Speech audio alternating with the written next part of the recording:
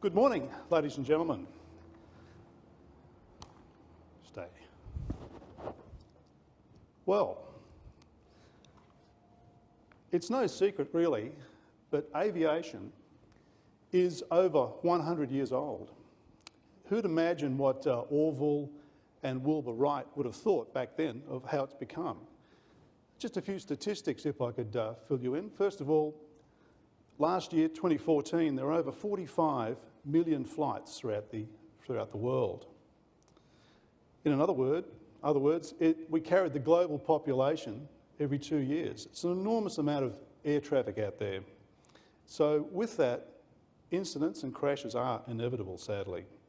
Now, if you believe the world media, last year was a pretty bad year. A few incidents that highlighted there, but unfortunately, a lot of that media reporting, and hopefully there aren't too many media in the room, a lot of that information is untested, often untrue, and certainly sensationalised.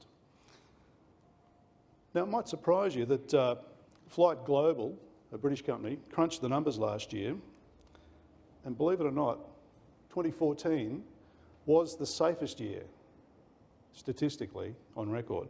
There were some large aircraft that went down, but it was still the safest. Not bad odds, really, when you consider that there were 19 fatal accidents out of 45 million. So, how does that compare to the road toll?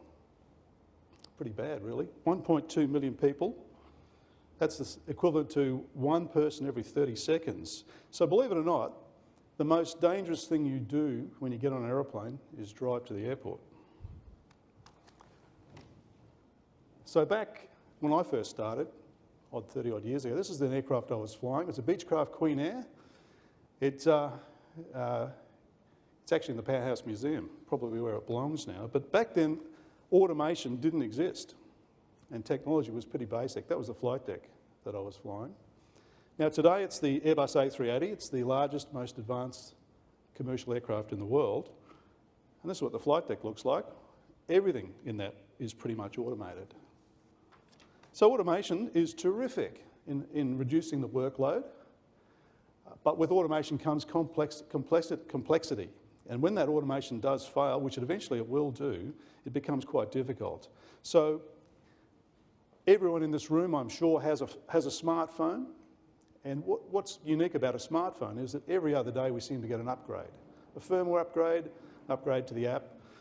Now, it's either a conspiracy by the manufacturer to get you to buy the latest phone, or probably there's a fault or a bug in the system somewhere. So those upgrades are continuously happening because the system has been developed and produced by a human being, and human beings do make mistakes.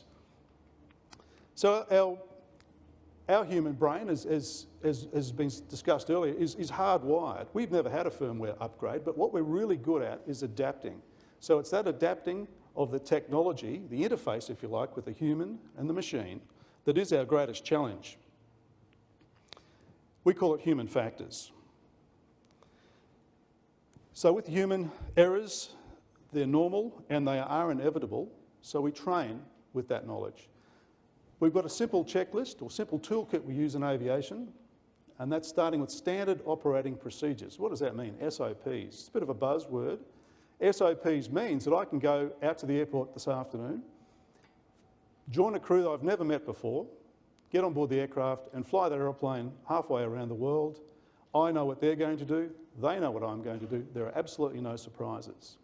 Now, the backbone of SOPs is the checklist system. We use checklists for everything, for the normal things, for the abnormal things. And that helps me anyway, on some of my bad days. We all have bad days, don't we?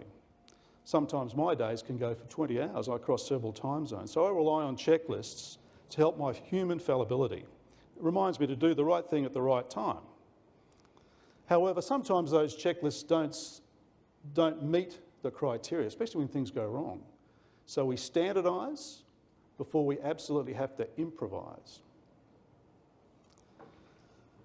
The next thing is just culture. What that means is we have a reporting culture.